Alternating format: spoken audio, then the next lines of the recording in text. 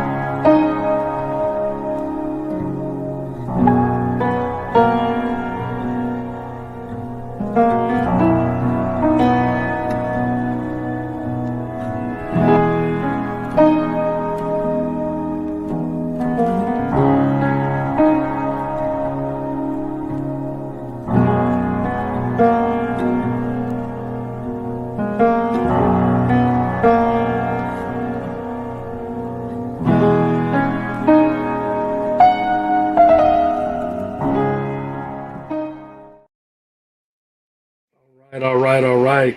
Listen, thank you for tuning in. This is going to be a powerful message. I know you're going to enjoy it. I want to get right into it. Got a lot to say, and I want to get it all out. The title of this message is called, if you saw the title, it says lions and giants and bears. Oh my. That's like my take on they actually got that line from the Wizard of Oz, the old movie The Wizard of Oz, which is lions and tigers and bears. But I put my spin on it for what I'm going to teach today, and it'll make sense to you once we get started. But it's called Lions and Giants and Bears. Oh my. And the subtitle for this message is, "What else do you see?" See, right? What else do you see? And this all makes sense. And this is a story, a popular story about David, King David, when he was a kid. David was just a little boy. He had some older brothers, and David used to want to do what the big brothers do. But his big brothers, they were in the Israelite army. They were part of the army, and David couldn't go hang with the brothers. He had to sit back and do chores. He had to sit back and tend to the sheep. And, it reminded me of when I remember I was little. I was probably about 4 years old. And I went with my oldest brother. He's 5 years older than me. So he was like 9 or 10 at the time. And we went to Texas to visit my aunt. And with my brother, he had a cousin that was close to his age. And so when they would go to the playground, I used to want to go with them. But my auntie wouldn't always let me go with them because, I was just a little kid. And they going to play with the big kids and play, they ain't got time to watch me, but I wanted to go hang with my big brother know. And then when they would let me go, I start crying. Because I wanted to do what the big brothers was doing. But I had to sit back. I had to stay at the house. This is how David was. David wasn't with the big brothers. He had to tend to the sheep. And while David was tending to the sheep, he was learning a lesson. He was learning some things.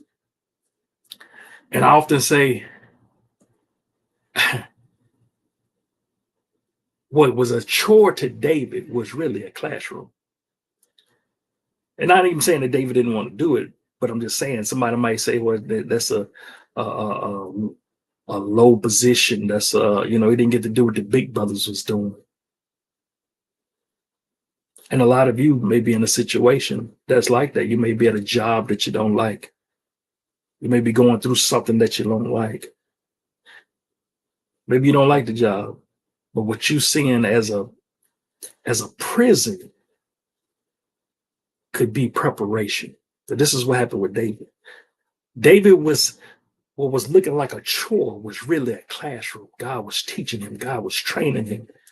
You remember the Karate Kid when the Mr. Miyagi had the boy waxing the wax on, wax off. He had him painting and doing all of this stuff, but he was really preparing him. He was really training him. And this is what God was doing. God was preparing David to be king. He was preparing David, training him. And so when David was tending to the sheep, there were times where a lion or a bear would come and try to steal the sheep. Oh man, let me put this. Let me go to this right here. Just put this on the screen here. And that's a scripture reference right there, but I'm gonna just tell you what it said in essence. So when a lion or a bear came and took a sheep from its flock, David would chase it, attack it, and save it from his mouth. This is God preparing David. This is God training David.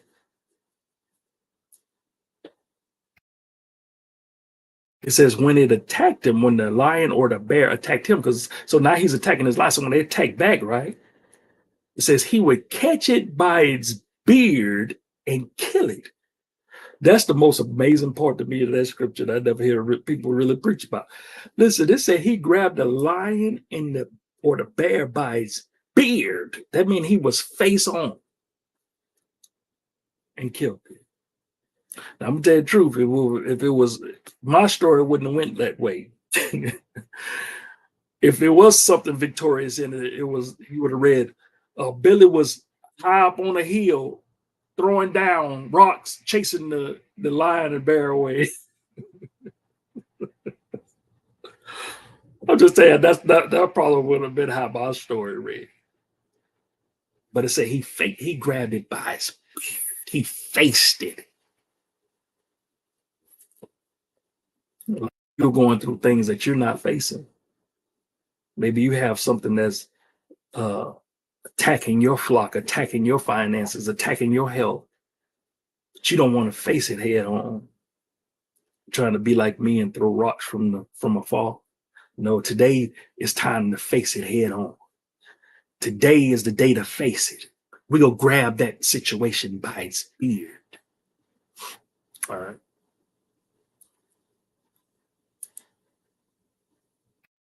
So listen, David tending to the flock. His brothers is with the Israelite army. And it says right here, let's read this verse. The Philistines, this was who they was about to go to war with. The Philistines had a champion fighter named Goliath, who was from Gath, or Goth, I'm not sure how to pronounce that. He was over 9 feet tall. So he's a giant, 9 feet tall. That's almost the height of the NBA basketball goal, which I think is 10 feet. He's 9 feet tall, a giant. And he came out of the Philistine camp. It says he had a bronze helmet on his head. Excuse me. He wore a coat of armor that was made like the scales on a fish. The armor was made of bronze and weighed about 125 pounds. So listen, you know this man is big and he's strong. If his armor weighs the size of a person, his armor weighs 125 pounds. And listen, you know he's not walking around slow or he's struggling carrying his weight. He's doing that freely. He's a champion fighter. Let's look at some more of his description. Goliath wore bronze protectors on his legs. He had a bronze javelin tied on his back. So this joker looking like a gladiator. You understand? The wooden part of his spear was as big as a weaver's rod. And a weaver's rod is about 2.5 inches wide and 5 feet tall. The spear's blade weighed about 15 pounds. You ever went to the gym, had the little dumbbell that's 15? That's the weight of the blade. And once again, he's not struggling swinging it. So imagine how strong he is, that this is the blade weighing as much, and he just whipping that thing like that. Goliath's helper walked in front of him carrying Goliath's shield. So he had a whole person that carried his shield in front of him. So when he coming down, I mean, just imagine this giant gladiator coming towards you, right? And this is what he said. He says, "Why are all of your soldiers lined up ready for battle? You are Saul's servants. I am a Philistine. So choose one man and send him to fight me." And he said, "If that man kills me, he wins, and we Philistines will become your slaves. But if I kill your man, then I win, and you will become our slave. You will have to serve us." So listen, I saw this in a movie once. You ever seen the movie Troy?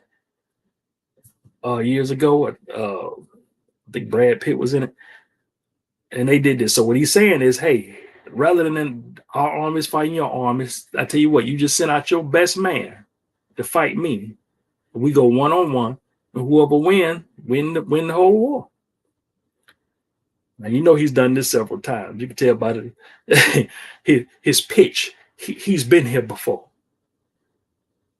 But who's gonna be the lucky guy? Who you gonna choose to go fight this giant? Everybody's scared of him.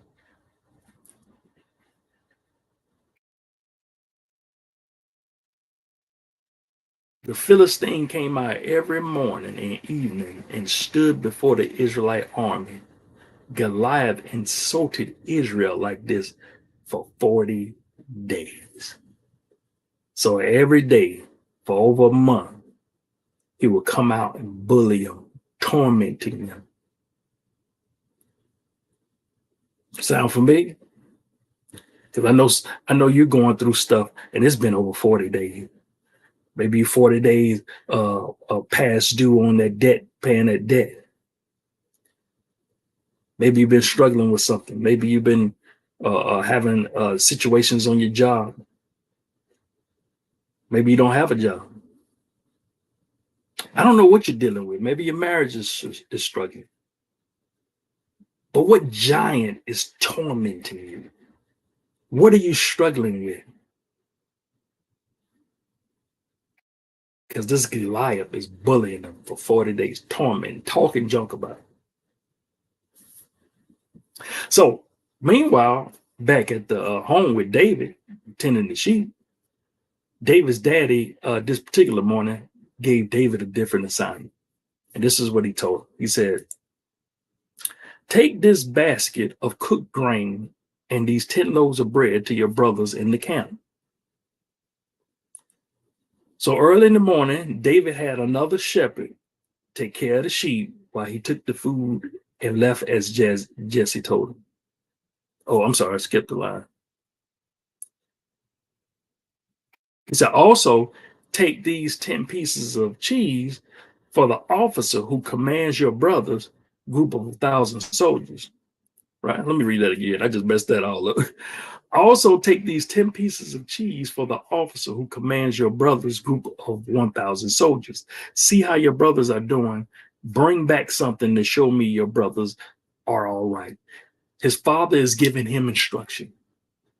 I don't read where David is complaining, even though, like I said, he was tending to the sheep. I don't read where he was stressed out about it. But once again, I said what looks like a chore was really a classroom.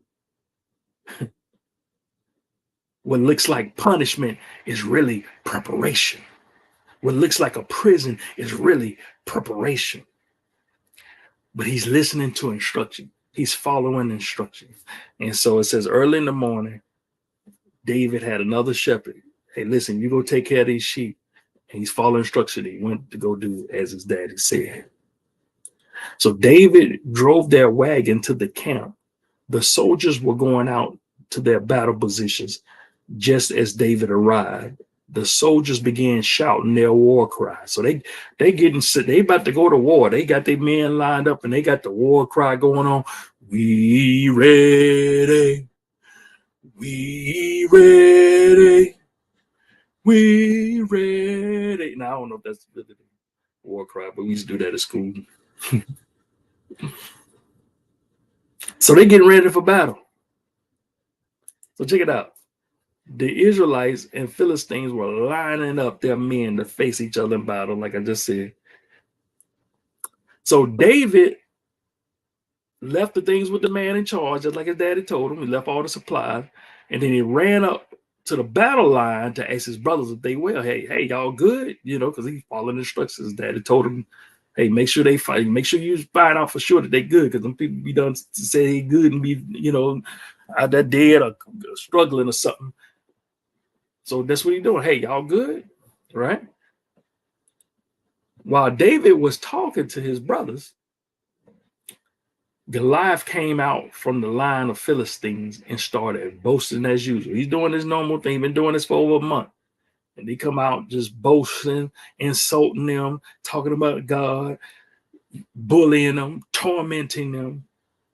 But I like his last line. It says, David heard him. Pay attention. Stay with me. Stay with me.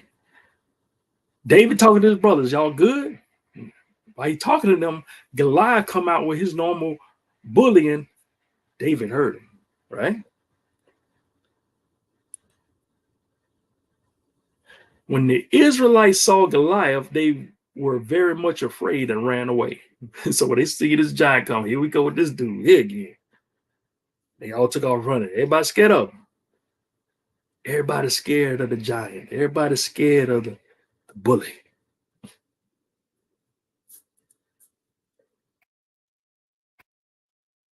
They said to each other, look at how he keeps coming out to insult us. The king is offering a big reward to the man who kills Goliath. They continued and they said, hey, the king is going to give a big reward to him who kills Goliath, right? That same man will even get to marry the king's daughter, and no one in his family will ever have to pay taxes again. Now check this out. David heard him. I want you to catch this now. I want you to catch this. So David was talking with his brothers, trying to see if they was all right. And this giant came out boasting. David heard him, right? These men were talking about the reward for those who killed Goliath. There's a reward, a big reward. You get to marry the king's daughter. Also, you get a whole big bag of money. You get the king's daughter. You ain't got to never pay taxes again. David heard him, and David saw an opportunity. A lot of people seen obstacles. David saw opportunity. There's opportunity in every obstacle. I want you to get that. Yes, there's a giant. Yes, there's a situation. Yes, you're going through it. But don't see the obstacle, see the opportunity. David heard him. Wait a minute, hold up. What you say? What happened with what y'all was saying? What happened? Who the man killed us? this giant? What they get? He saw a reward. And this is what David said. David said, who does this uncircumcised Philistine think he is? So back in the day, so when you were circumcised, that meant you was in covenant with God. So he noticed, okay, there's this Goliath. Let me finish reading. He said, who does this uncircumcised or Philistine, or who is this Philistine that doesn't have a covenant with God think he is? Does he think he can speak against the armies of the living God? So he's saying, oh, wait a minute. This dude don't even have a covenant with God. And then he has the audacity to talk about God and come against God's army. This is how David is seeing it. Everybody's seeing the giant. David is seeing, wait a minute, he ain't even got a covenant with God. You know, my favorite scripture is Romans 8:31. Romans 8:31, which says, if God is for us, who could be against us? Listen, let me ask you a question. Let me sit up for this one. If God is on your team, right? If God is on your team, what other team can win? I'll wait. If God is on your team, what other team can win? If you're on God's team, you're on Team God. What team beating y'all? What foe or enemy can come against you if God is on your side? If God is for you? David knew this, and he said, man, well, this dude ain't even got a covenant with God.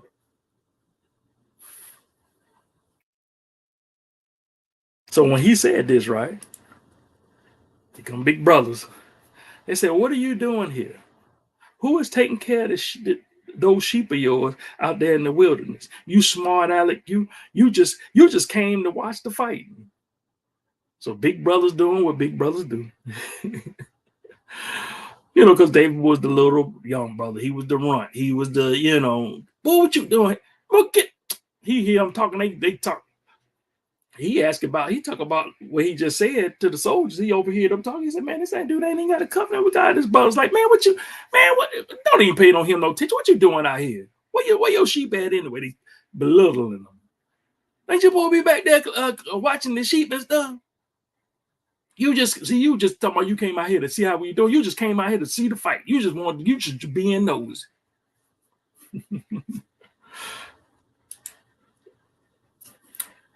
Now what I have done, David answered. Can I even ask a question? He like, hey, I mean, dog, y'all all on me. Dang, can I just ask a question? Hey, what I do now?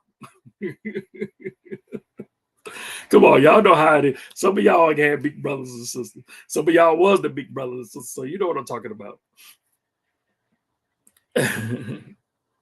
So David like, dang, I just asked a question. No, I can't even answer a question. Y'all all on me. So he turned and asked another soldier the same thing. Yeah, asked the others, hey, what did he say? Did they say something about what he get? And then he got the same answer. Yeah, you go get a big reward. You go get to marry the king's daughter. Okay. And you ain't gonna never have to pay no taxes again. Oh man, opportunity. They see a giant. David see opportunity. So he said, hey, take me to whoever I need to go talk to. So they brought him to Saul. And this is what he said. He says, your majesty, this Philistine shouldn't turn us into cowards. I'll go out and fight him myself. So mind you, now David just a little boy. That's all. David like this little skinny kid, little old teenage boy. Goliath, this giant, this 9 feet tall, huge, skilled fighter, warrior, gladiator, champion with a javelin and a sword. David said, I'll go out and fight him myself.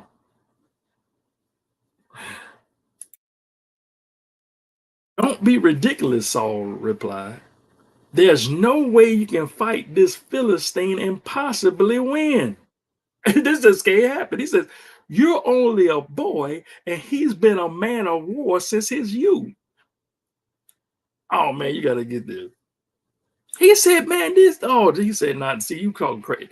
There's no way possible you a boy and you about to fight this grown man that's a giant who been fighting since he was a boy. He been skilled at war since he was a boy. And you go beat him. How you gonna do that? And David reminded him about the lion and the bear.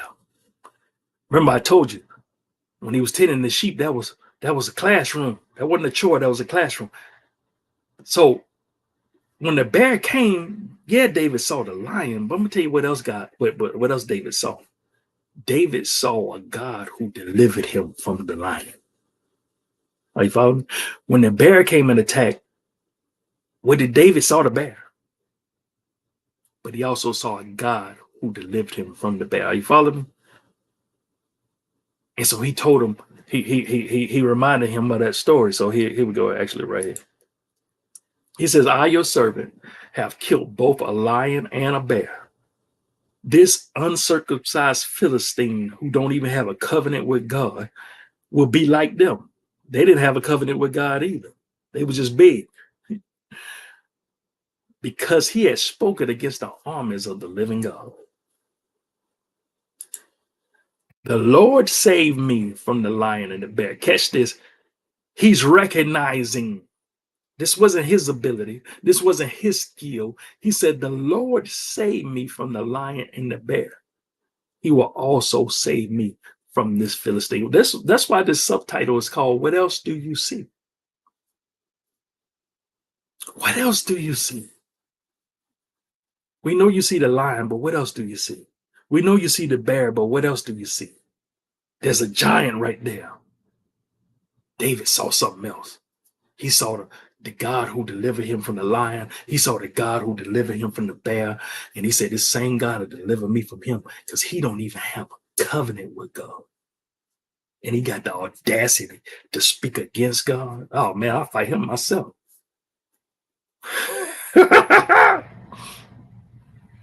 This is Saul desperate now. He ain't got no choice. And he said, okay, this God you talk about, he said, go and may the Lord be with you. Take him with you because you gonna need him. Gee, you gonna need him.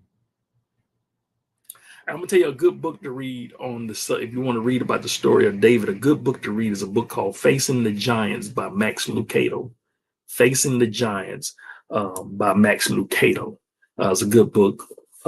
That it was pretty good. As a matter of fact, I'm gonna read you a quote.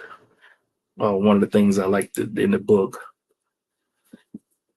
Max Lucado says, no one else discusses God. David discusses no one else but God. Chew on that for a minute. No one else discusses God. They just running and scared and they don't know what to do with this Goliath. David discusses no one else but God. Go another quote. David majors in God. He sees the giant, mind you. He just sees God more so. What else do you see? You see the giant, but he sees God more so. You're going to have to do the same thing. There's a song, I can't remember the lady's name, but she had a song that says, I see you down, but when you go get up. Listen, I know you know your situation. Of course, you see your situation. It's right in front of you. You're dealing with it. You're dealing with the challenges. You're dealing with the hardship. You're dealing with the struggle. We know you see it. But when you go get up, do you see God? What else do you see? What else do you see? Do you see the God who was there for you? You see, you weren't supposed to make it the last time, but you did. You weren't supposed to survive that car wreck, but you did. You wasn't supposed to make it after the divorce. You wasn't supposed to make it after you got fired, but you did. And now you're facing this situation. You're going to have to see that God is still there. You're going to have to trust that he's going to be with you. Just like he delivered you in the past, He's going to deliver you today. Just like he delivered you in the past, he's going to deliver you today. You'll get through this. You'll get through this. I'm talking to you. You'll get through this. So now David is about to go fight Goliath. And Saul tried to put his armor on David. And this reminds me of tradition. You know what he's trying to do? Because it's protocol, you know, the army, you're in the army. Okay, they go put on the proper armor, the sword and all these things. But those things didn't. Let me ask you this question. Did those things work for the other soldiers? The other soldiers was wearing armor and swords and helmets and all that stuff when they were running. And that's what tradition is. Tradition is things that stop working for us or never worked for us, but we just do it out of protocol. We just do it out of hand-me-down information that never even worked, following tradition. And the thing was, David said, he put it on, it was too big for him. David said, I can't move with all this stuff on. He said, I'm just not used to it. See, David was used to listening to the voice of the Lord and following instructions, listening to what God says and following instructions. And you're trying to get me to go do this protocol thing that don't even work for y'all. He said, I can't, this armor and sword, this ain't gonna work. I gotta follow the Lord's instructions. And a lot of you need to break away from tradition. A lot of you need to, you just repeating patterns, repeating information that's been handed down that has never worked or been proven. But you just doing it because mama and them did it. Stinking thinking. That's what you're doing. I could park there, but I'm gonna go. I don't want to hold y'all. But break away from tradition. Break away from the things that's long stopped working for you. And listen to the voice of the Lord. Follow his instructions. I've said this quote right here, I don't know how many times. And it's right out of this book right here. Prayer is the seed to instructions. I know whatever you're going through, you've already prayed about it. And when you pray about it, following that, God will give you instruction. Well, that instruction often goes against protocol. That instruction often is unorthodox. That instruction is often goes against the grain. But will you still do it? Or will you follow tradition? Like, hey, let me move on. So he did what he was led to do. It says David took his walking stick in his hand and went to find 5 smooth stones from the stream.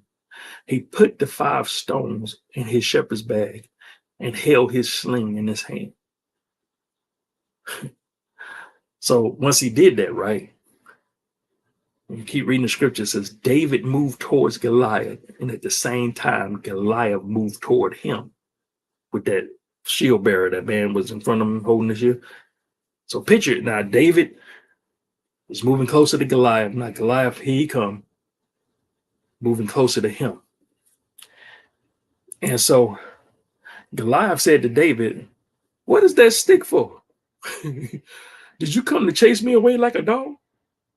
Then Goliath used the names of his gods to say curses against David. So you see David with this thing. What you think I'm like this little animal or something? You just go chase me away?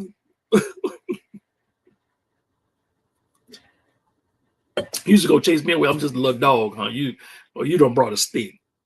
You go like I'm gonna run from you. Okay. Goliath continued. He said, "Come over here, and I'll give your flesh to the birds and wild animals." Ooh, that's a serious threat right there. But he said, "I give your flesh to the birds. Birds gonna be picking your flesh. Your carcass laying right there, just."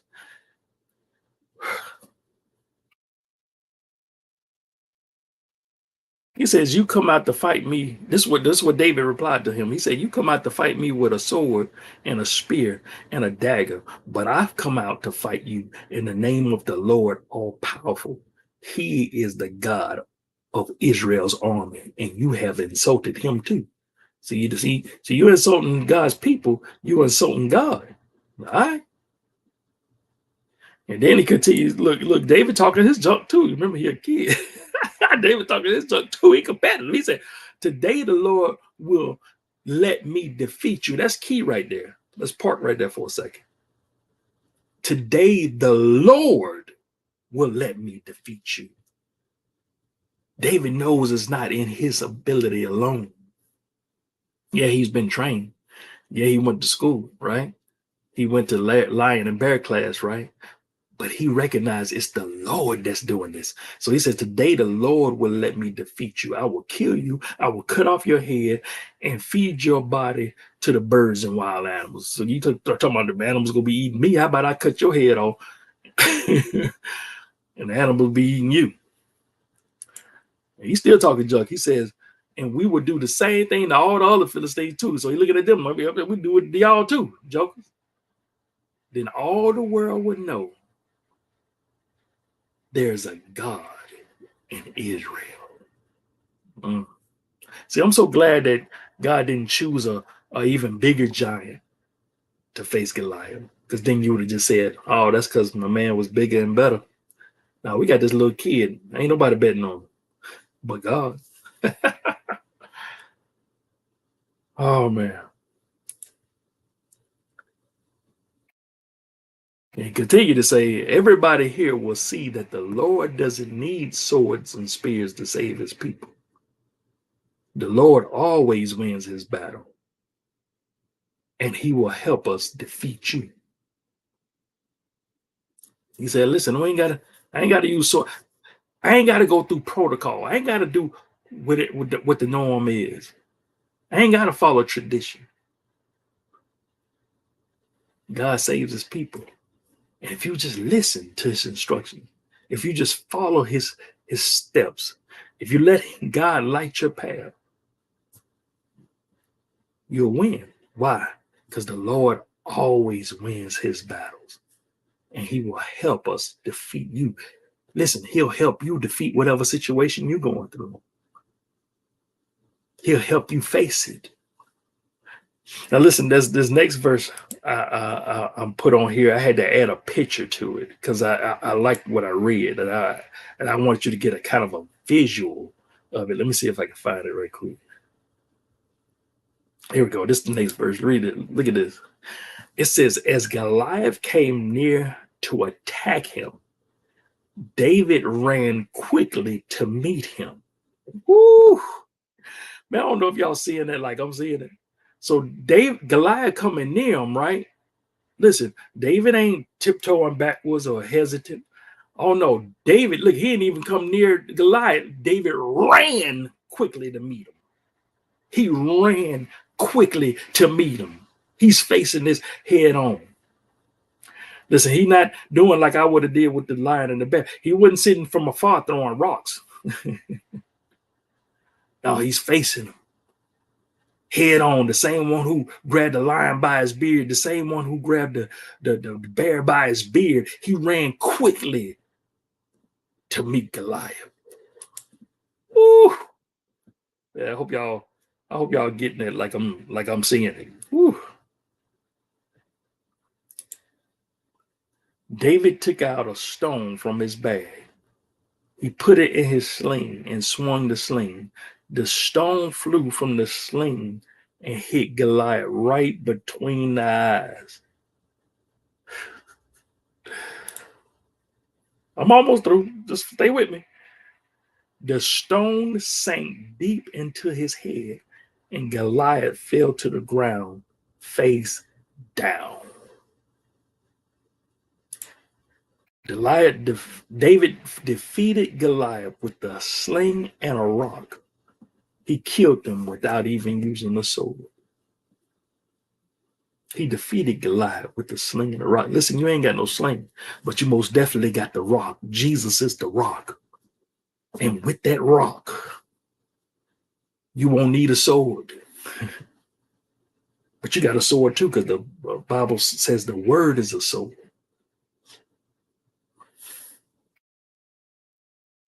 The rock will help you defeat your situation, whatever you're going through. I know it looks big, but you got to lower it. Listen, it says David ran over and pulled out Goliath's sword. Then he used it to cut off Goliath's head. When the Philistines saw what had happened to their hero, they started running away. Now the roles have reversed. Now the Philistines are running away. Before it was the Israelite army running every day. Now the Philistines running for what they saw this kid do. The soldiers of Israel and Judah shouted and started chasing the Philistines. The Israelites chased them all the way to the city limits of Gath and to the gates of Ekron, however you say it. They killed many of the Philistines. Their bodies were scattered along the Sharam road all the way to Gath and Ekron. Wow. You've heard that story before. Maybe you never heard it in those details, but you've heard of David and Goliath, and you knew David defeated Goliath. But you're facing something. You're facing a situation. You're facing something that's big, and it almost seems impossible for you to win. That's what they thought about David. Oh, he's just a little boy. But you have an all-powerful God. And that's what you need to see. What else do you see? But Billy, there's lions, there's giants, there's bears. Oh my. But what else do you see? They're not bigger than God. They're not bigger than God. So you're going to have to trust him. And you're going to have to lean on him and trust that he'll deliver you from whatever it is that you're going through. Listen, I hope you enjoyed this message. The product offered today is this book here, Whatever Devil, We Made It Anyway. This book has been coined the hope book. This book is filled with so much hope. It's going to build up your hope, and that's what you need, because you're going through stuff and you've been kind of down. You've been hurt. You feel like you're not getting any results. You're tired. You need something that's going to build up your hope. You need something that's going to restore your hope. This book here, Whatever Devil, We Made It Anyway. And it's 12 chapters in here. You're going to love this book. And the whole thing behind Whatever Devil is when the odds are against you, but God turned it around. Just like with David, the odds were against him. He should have been counted out, but God made it count.